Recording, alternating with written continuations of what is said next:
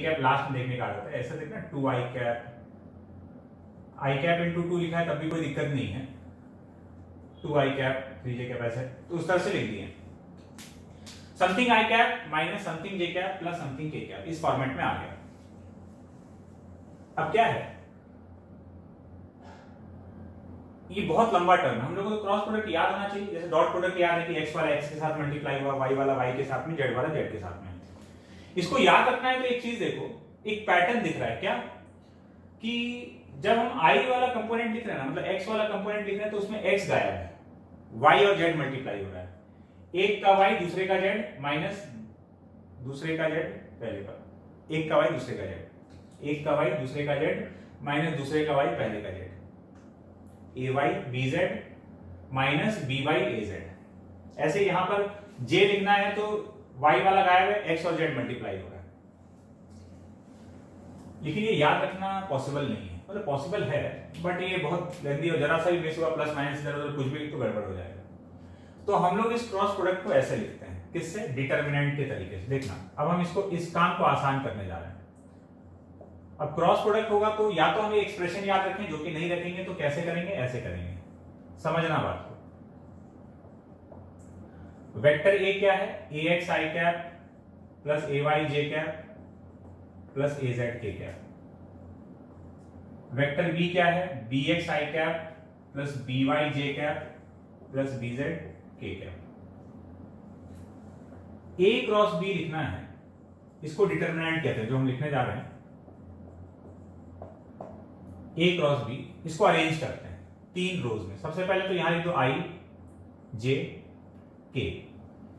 अब vector A में जो जो चीज आ रहा है ना, आई कैप के साथ में क्या है, ax, तो ऐसे ऑर्डर में अरेंज कर दो, ax ay az, उसके बाद bx by bz। ये जो अरेंजमेंट है मैथ्स में इसको डिटर्मिनेंट कहा जाता है, जो भी कहा जाता हो। अब इसको एक्सपैंड करते हैं, कैसे, ऐसे। सबसे पहले इसको खोलेंगे और ये आ जाएगा। खोलने का एक तरीका है, क्या तरीका है, पहले तो इसको उतार लो, आई कैप, आई कैप लिखे, तो अब आई कैप वाला लिखना है तो इस कॉलम को छिपा लो,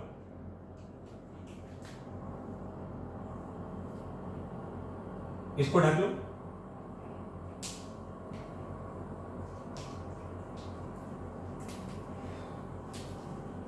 देखो ये जो चीज है ना, आई कैप उतारे तो अब इस कॉलम को ढक लिए, this into this minus this into this, this इन दोनों को मल्टीप्लाई करेंगे, this into this minus this into this, तो ay into BZ, ay into BZ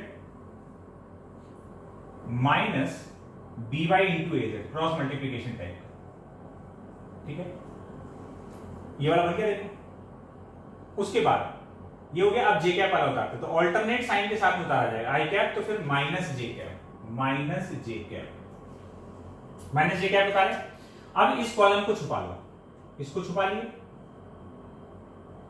ये 4 बचा, ये दिस इंटू दिस, ये छुपा हुआ है, ये गायब है दुनिया से, this into this minus this into this, तो ax into BZ, ax into BZ minus bx into az, ये हो गया इसका काम। अब अगला वाला तो ऑल्टरनेट चल रहा है, आई कैप माइनस जे कैप तो प्लस के कैप, इसको छुपा लिए, ये वाला कॉलम छुपा लेंगे, फिर से 4 बचा, ये चारों, this into this minus this into this, तो ax into B Y, ax into B Y minus ax into B Y minus bx into a Y.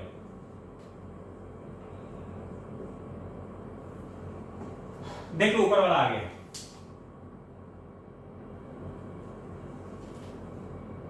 I cap यहां लिखो चाहे यहां लिखो, जे कैप यहां इसके शुरुआत में लिख दो या लास्ट में लिख दो, हम लोग को पता है वो जे कैप है, ये मैग्नीट्यूड इंटू आई कैप, मैग्नीट्यूड इंटू जे कैप, मैग्नीट्यूड इंटू के कैप।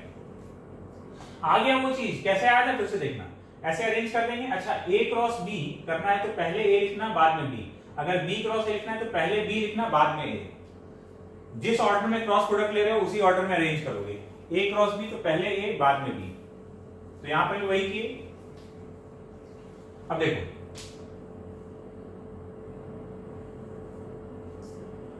इस तरह से अरेंज किए। अब पहले आई उतार लिए, इस कॉलम को छुपाए, A Y into B Z minus B Y into A Z, फिर माइनस जे ऑल्टरनेट साइन के साथ में उतरेगा, प्लस आई कैप फिर minus J cap, minus J cap. अब इस कॉलम को छुपा लिए, इस कॉलम को छुपा लिए, this into this, A X into B Z minus B X into A Z, फिर प्लस के कैप उतारे, इस कॉलम को छुपा लिए, A X into B Y minus B X into A Y.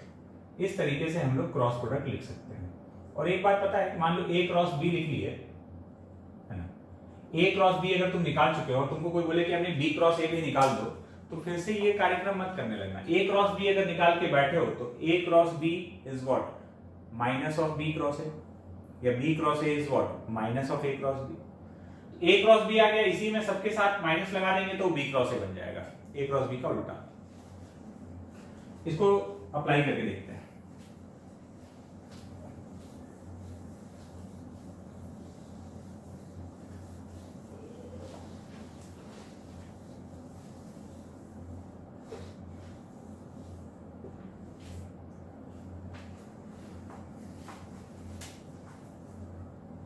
करें, देखना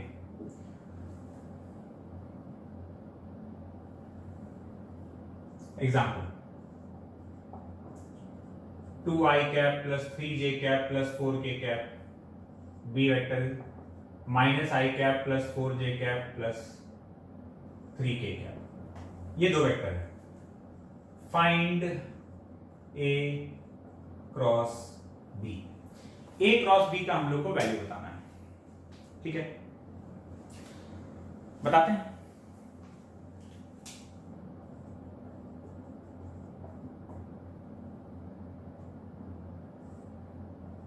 आई कैप, जे कैप, के cap, ऐसे करेंगे।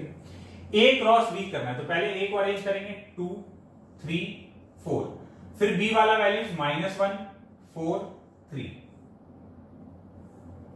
लिखते हैं। आई कैप उतार लिए, आई कैप उतार तो ये वाला कॉलम छुपा लिया मन ही मन में, ये छुप गया 9 माइनस 16 माइनस जे कैप, इसको छुपा लेंगे 2 इंटू 3 6 माइनस -1 इंटू 4 -4, इसका भी काम हो गया।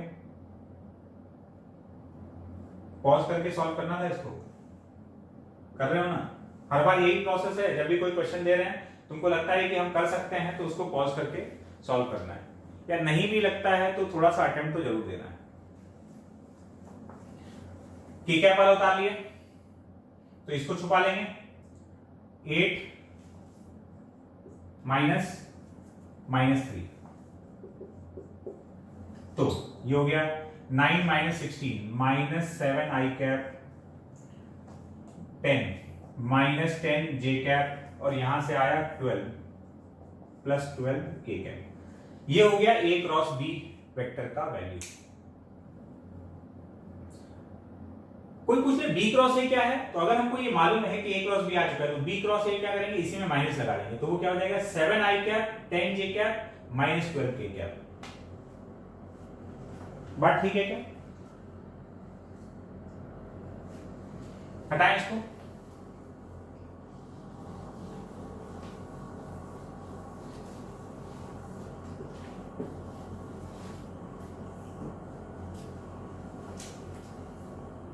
एक और एग्जांपल देखते हैं। Vector A is 4i cap minus 2k cap, vector B is 3j cap plus 5k cap. ये वेक्टर ए और वेक्टर बी का वैल्यू है। तो find B cross A, find B cross A. B cross A का value अगर हमको निकालना है, लिखते हैं। तो पहले तो यहां उतार दिए आई जे के, यहां आई कैप के साथ कितना है 4, जे कैप वाला है ही नहीं मतलब 0, के कैप वाला -2। गड़बड़ कर रहे थे हम बी क्रॉस ए लिख रहे हैं और हम पहले ए वाला लिख दिए हैं, ध्यान रखना है, पहले बी वाला लिखते हैं। यहां आई कैप के साथ में कितना है 0, ये जे कैप की शुरुआत हो रहा है, आई कैप वाला 0, जे कैप वाला कितना है 3, के कैप वाला कितना है 5 वेक्टर ए में, आई कैप के साथ कितना है 4, जे कैप के साथ 0 और के कैप के साथ -2। तो पहले आई वाला उतार लिए, इसको छुपा लेंगे, 3 into -2 -6 minus 0 into 5 0 minus J cap, ये वाला छुपा लेंगे, इसको छुपा लिए तो 0 इंटू -2 0 माइनस 4 इंटू 5 20, अब प्लस के कैप, इसको छुपा लेंगे 0 इंटू 0 0 माइनस 4 इंटू 3 12, तो अपना वेक्टर क्या आया -6 आई कैप प्लस 20 जे कैप -12 के कैप, ये आ गया बी क्रॉस ए का वैल्यू। ठीक है, तो इस तरीके से हम लोग क्रॉस प्रोडक्ट लेते हैं। क्रॉस प्रोडक्ट का एक खास बात है, ठीक है, एक चीज ध्यान रखना,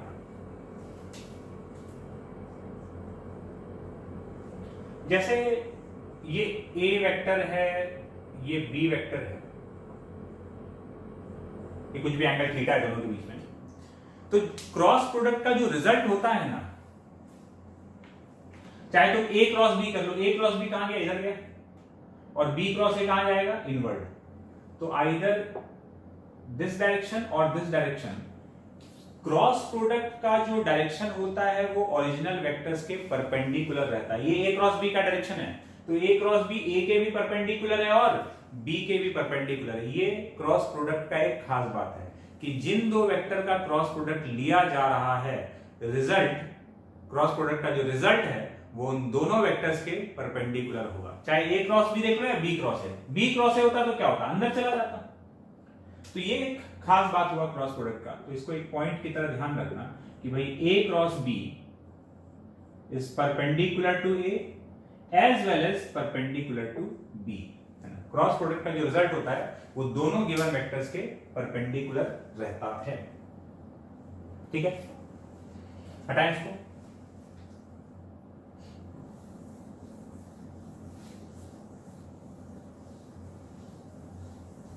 एक क्वेश्चन देखते हैं।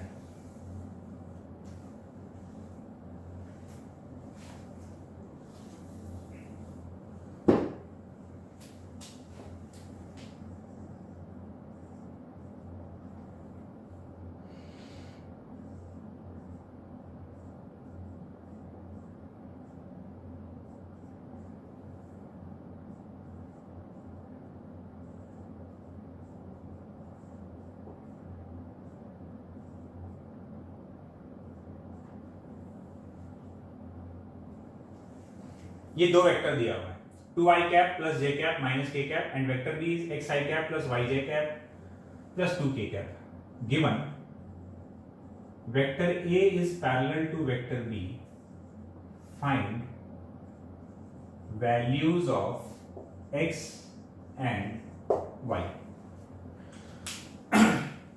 दो वेक्टर दिया हुआ है i cap, j cap, k cap में कार्टेशियन फॉर्म में, और वेक्टर b में दो वेरिएबल्स दिया हुआ है, x कंपोनेंट और y कंपोनेंट दिया हुआ नहीं, खाली x y लिख दिया गया। हमको ये बोला जा रहा है कि a and b are parallel to each other, ये क्वेश्चन में दे दिया, तो बताओ x और y का वैल्यू क्या होगा। ऐसा ही एक क्वेश्चन हम लोग डॉट प्रोडक्ट में किए थे कि अगर दो वेक्टर एक दूसरे के परपेंडिकुलर है तो डॉट प्रोडक्ट 0 होगा। यहां पर क्या है कि ये दोनों वेक्टर एक दूसरे के पैरेलल है, पैरेलल है तो क्या होगा, याद है पैरेलल है तो क्रॉस प्रोडक्ट 0। चाहो तो यहां पर वीडियो को पॉज करो और वीडियो को पॉज करके इसका सॉल्यूशन लिखने का कोशिश करो। ठीक है, लिख पाते हो तो ठीक है, नहीं तो फिर सॉल्यूशन रेफर करना। सॉल्व करते हैं। देखो सॉल्यूशन, हमको ये पता है कि A क्रॉस B का वैल्यू 0 होगा। यहां से बहुत सारा बात सीखने को मिलने वाला है, ठीक है।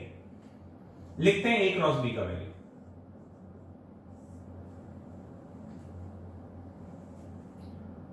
I cap, J cap, K cap, 2 1 -1 x y -2, ठीक है। अब लिख देते हैं इसको खोल के। आई कैप उतार लिए तो इसको छुपा लिए, 1 इंटू -2 -2, y इंटू -1 तो माइनस ऑफ -y, तो माइनस ऑफ -y तो ये प्लस y हो गया। फिर माइनस j कैप, इसको छुपा लिए, -4 माइनस x इंटू -1 तो यहां -x आएगा, तो फिर से ये वाला हो जाएगा +x। इतना काम तो खुद से कर सकते हो, पहले क्रॉस प्रोडक्ट लिख लेना है, उसके बाद इतना तो हम लोग लिख ही सकते हैं, तो क्रॉस प्रोडक्ट खुद से लिख लो, यहां देखने की जरूरत नहीं है। के क्या बता लिए, इसको छुपा लेते हैं, 2 into Y 2y minus x into 1 x, ये आ गया। This is 0। A cross B 0 होना चाहिए। कैसे होगा? तो ऐसे होगा, देखो देखो, अगर ये नल वेक्टर है, अगर ये 0 है, तो ये वाला हो गया 0। ये वाला 0 होने का मतलब है y का वैल्यू +2, ये भी 0 तो इससे x का वैल्यू आ गया 4, और ये भी हो जाएगा 0 तो इससे आ गया x इक्वल टू 2y। ये अगर 0 है, ये पूरा नल वेक्टर है, तो ये भी 0, ये भी 0, ये भी 0, तो ये 0 के तो y का वैल्यू 2, x का value 4 and x equal to 2y। तो ये जो तीसरा वाला है तो वेरीफाई कर रहा है, देखो x इक्वल टू 2y है क्या? हाँ सही बात है, y का वैल्यू 2 है, x का वैल्यू 4 है, तो सही बात है, x इक्वल टू 2y, ये इक्वेशन तो सेटिस्फाई कर ही रहा है। यहां से हमको x और y का वैल्यूज मिल गया, तो आ गया अपना x और y जो पूछा था, तैयार हो गया वेक्टर। अब क्या है कि तुम्हारे दिमाग में एक सवाल आ सकता है, अगर नहीं आ रहा है तो हम ला देते हैं। क्या तुम बोलोगे कि सर ये वेक्टर a क्रॉस b से जो वेक्टर आया था 0 था, ठीक बात है। अगर ये वेक्टर 0 था तो आप इन तीनों को अलग अलग 0 क्यों किए? पूरा मिला के 0 था भाई, ये 3 वेक्टर है ना, एक आई कैप वाला, ये एक वेक्टर है। जब हम लोग इस फॉर्म में लिखते हैं ax i cap plus ay j cap, कोई भी वेक्टर को प्लस az k कैप, तो जब भी हम वेक्टर a को ऐसे लिख रहे हैं, मतलब वेक्टर a इस वेक्टर और इस वेक्टर और इस वेक्टर का एडिशन है। तो अगर हम बोल रहे हैं कि ये 0 है, सपोज इस वेक्टर को हम 0 बोल रहे हैं, तो हम क्या किए, हम बोले ये 0 तब होगा जब ये भी 0 है, ये भी 0 है, ये भी 0 है। क्यों? ऐसा नहीं हो सकता कि ये तीनों वेक्टर, 3 वेक्टर का रिजल्टेंट अगर 0 है तो ये भी तो हो सकता है कि वो तीनों एक दूसरे को कैंसिल करके 0 कर दिया। तीनों का अलग अलग 0 होना जरूरी है क्या? तुमको बात समझ में आ रहा है? 2 वेक्टर को तुम जोड़े और 0 आ गया, तो 2 वेक्टर को जोड़ के 0 कब आ सकता है? या तो दोनों अलग अलग 0 0 ही था, या फिर 2 वेक्टर एक दूसरे को कैंसिल करके 0 लगा दिया। तो यहां पे तीनों का अलग अलग 0 क्यों हम कर दिए? ये सब ये तीनों एक दूसरे को कैंसिल करके 0 नहीं हो सकता क्या? नहीं हो सकता, नहीं हो सकता है।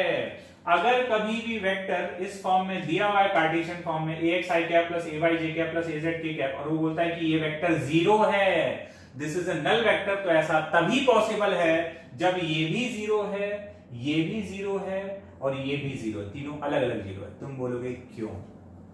तो सुनो, 2 वेक्टर का रिजल्टेंट 0 कब हो सकता है? जब 2 वेक्टर ऐसे ऐसे हो, एक इधर एक इधर, बराबर मात्रा में इधर उधर हो, 0 हो जाए। पक्की बात है? अगर ऐसे हो तो 0 नहीं हो सकता है, ठीक है। तो 2 वेक्टर का रिजल्टेंट कब 0 है? जब दोनों इक्वल एंड ऑपोजिट हो। चलो तीन वेक्टर का रिजल्टेंट जीरो कब होगा?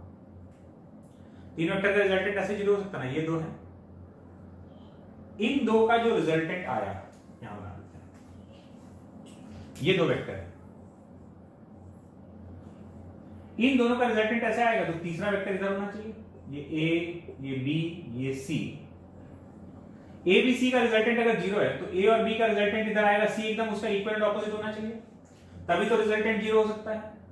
अगर हम बोलते हैं कि सी वेक्टर ऐसे है, इस प्लेन के बाहर है सी, तो ए बी सी का रिजल्टेंट जीरो नहीं हो सकता। क्यों नहीं हो सकता? ध्यान से सुनना, ए और बी का रिजल्टेंट इधर जाएगा और ये और सी, ए और बी का रिजल्टेंट इधर गया आर। अब तीसरा वेक्टर कहां हो कि ये जीरो हो जाए? इधर होना चाहिए था ना। अगर तुम्हारा तीसरा वेक्टर यहां है तो ये सी और आर मिलकर कभी भी जीरो नहीं हो सकता है।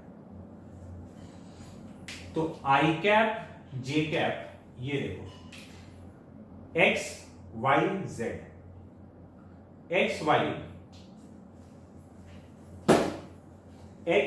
वाई जेड, इन तीनों का रिजल्टेंट अगर जीरो होना था तो x और y का रिजल्टेंट तो इधर जाएगा इसके बीच में, तो z को कहां होना चाहिए था? पीछे, तब ना जीरो हो पाता, जबकि z तो इधर है ना।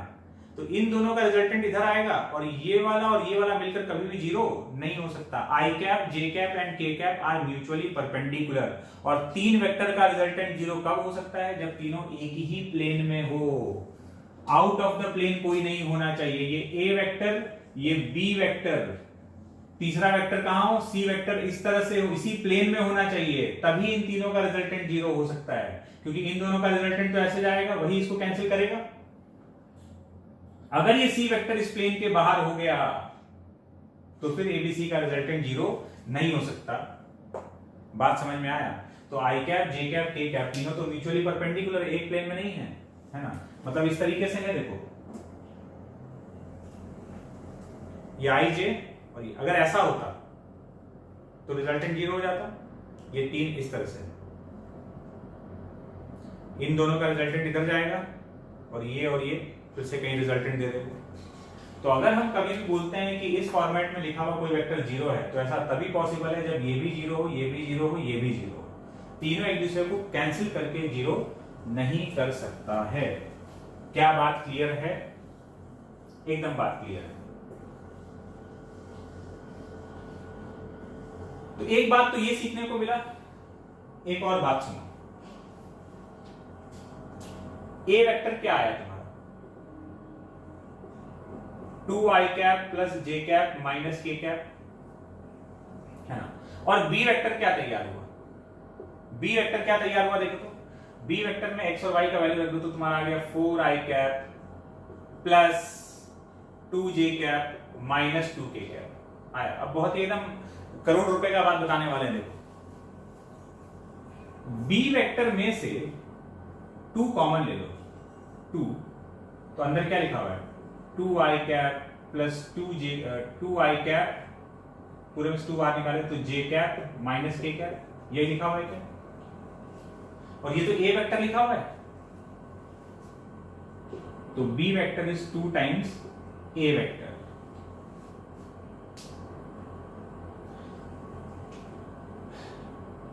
b vector is some scalar times a vector. b vector is m times a vector. मतलब याद है? नहीं याद है तो वो प्रॉपर्टी जाके देखो, एक प्रॉपर्टी पढ़ाए थे, है ना, multiplication of vector by scalar. अगर हम इस वेक्टर को किसी स्केलर से मल्टीप्लाई कर दें, 2, 3, 4, हाफ, 1/3, किसी से भी इस वेक्टर को किसी स्केलर से मल्टीप्लाई कर दें तो जो वेक्टर मिलेगा वो इसी के पैरेलल मिलेगा। इसी के पैरेलल मतलब either in the same direction और इन ऑपोजिट डायरेक्शन। तो इस किसी भी वेक्टर को जब किसी स्केलर से मल्टीप्लाई किया जा रहा है, जब भी किसी वेक्टर को किसी स्केलर से मल्टीप्लाई किया जा रहा है, तो नया वेक्टर जो बनेगा वो इस वेक्टर के पैरेलल होगा। तो अगर हम इसको जैसे यहां पर, तो इस केस में 2 से मल्टीप्लाई कर दे तो ये बन गया, 3 से मल्टीप्लाई कर दे तो और कोई वेक्टर बनता, 3 से मल्टीप्लाई करने पर जो वेक्टर बनता वो वेक्टर भी ए के पैरेलल होता। इसका मतलब ये है कि अगर दो वेक्टर पैरेलल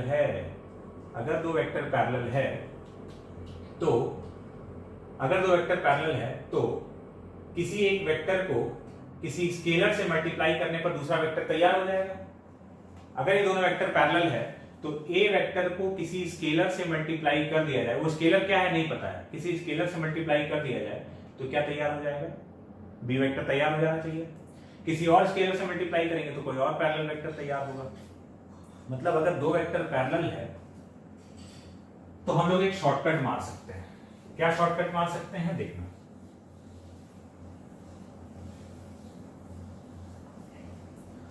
हमको ये पता है कि ये दोनों वेक्टर एक दूसरे के पैरेलल है। पैरेलल है इसका मतलब इसमें कुछ मल्टीप्लाई करके ये आया होगा। वो क्या मल्टीप्लाई करके आया होगा अगर ये देखना है और x और y का वैल्यू निकालना है एकदम सिंपल वे में, तो देखो इस दोनों का x का रेशियो ले लो, x/2, 2/x भी लिख सकते हो, किसी भी वे में लिख सकते हो। तो x/2 is equals to y/1 is equals to -2/-1। तो x/2 is equals to y/1 is y equal to 2। तो सीधा सीधा y इक्वल टू 2 आ गया एंड x/2 इक्वल टू 2, मतलब x का वैल्यू क्या आ गया 4। वो फैक्टर क्या था यहां से पता चल गया, दिस अपॉन दिस किए। यहां तो ये दोनों अननोन था, तो इन दोनों का जो रेशियो लिए हैं, इन दोनों का जो रेशियो लिए b और a, इसको स्केलर से मल्टीप्लाई करके तो ये तैयार हुआ है ना। तो जब इसको किसी स्केलर से मल्टीप्लाई किए तो इससे भी मल्टीप्लाई हुआ, इससे भी। तो क्या करो, x/x, y/y, z/z कर लो, खत्म हो जाएगा। तुमको वो स्केलर भी पता चल जाएगा कितना है, 2 से मल्टीप्लाई किया गया होगा। तो this upon this, this upon this, this upon this, ये आ गया। b अपॉन a की है ना, b upon a, x upon 2, y upon 1, -2/1। तो ये शॉर्टकट है अगर दो वेक्टर एक दूसरे के पैरेलल है। तो अगर दो वेक्टर एक दूसरे के पैरेलल है, इसका मतलब किसी एक में कोई स्केलर मल्टीप्लाई किया जाए तो दूसरा वेक्टर तैयार हो जाएगा। तो जब भी तुमको ये काम करना है, ये बात कहां से समझ में आया, ये बात यहां से समझ में आया, ठीक है।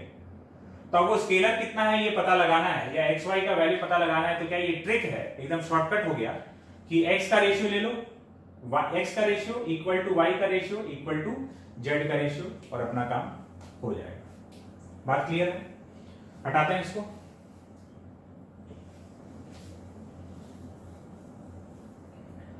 अब इसके बाद क्या है, जैसे अभी तक तो हम लोग क्रॉस प्रोडक्ट का बात किए, ठीक है। क्रॉस प्रोडक्ट के बाद में क्रॉस प्रोडक्ट हम लोग लेना सीखें कि किस तरह से क्रॉस प्रोडक्ट किया जाता है।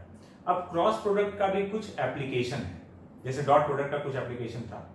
हालांकि आगे चल के हम लोग को ये बात समझ में आएगा कि डॉट प्रोडक्ट का एप्लीकेशन ज्यादा प्रैक्टिकल है। ज्यादा प्रैक्टिकल है मतलब फिजिक्स में हम लोग को ज्यादा यूज होने वाला है।